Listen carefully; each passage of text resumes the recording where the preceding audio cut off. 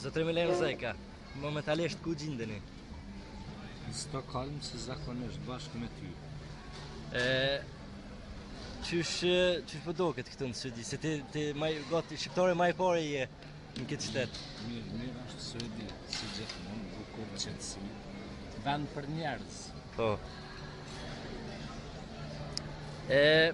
Tregona pak, kishin një projekt të ri filmistike. Po arsyeja që kam marrë për momentin Skandinavi është se kam nënshkruar një kontratë të re me disa shtete, në mesin e tyre po qendra do jetë në Finland, do bëjmë një film 3 dokumentar për ish Jugosllavin, prej prishjes të Titos me Stalinin deri te përfundimi i luftës në Kosovë.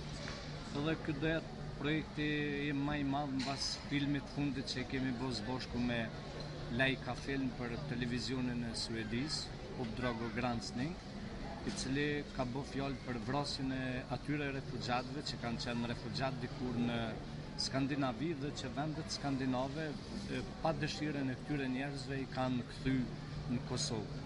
Filmi ka qenë thjesht ka bërë fjalë për gra dhe për fëmijë që janë vrarë gjatë luftës, edhe ka ngrit një pyetje pse në Evropë askush nuk ju ka besuar shqiptarëve. Sikur t'ju besojshin vendet perëndimore shqiptarëve në vitet 90-ta, kur Miloševiqi ka të bu me dhunë gjithë shqiptarët prej punës, me siguri që Evropa ka mujt me e parandalu bazenin e gjakut që ka ndodhur në ish Jugosllavi, duke fillu me Kroacin, Bosnjë e Hercegovinën edhe më në fund domethënë Kosovë.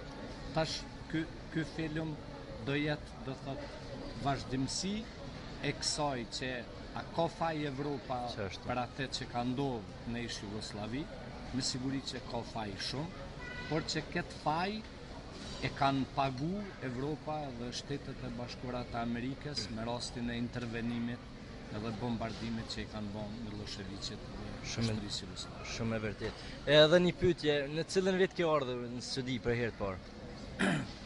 Unë kam ikë prej Kosovës, me siguri ti kur s'ke qenë i lindur. Qashtu. Në fillim të vitit 1982, kam jetu një vet në Vjenë, kam jetu një vet në Paris, pastaj kam ardhur në fundin e 83-s, nëntor të 83-s kam ardhur në Suedi.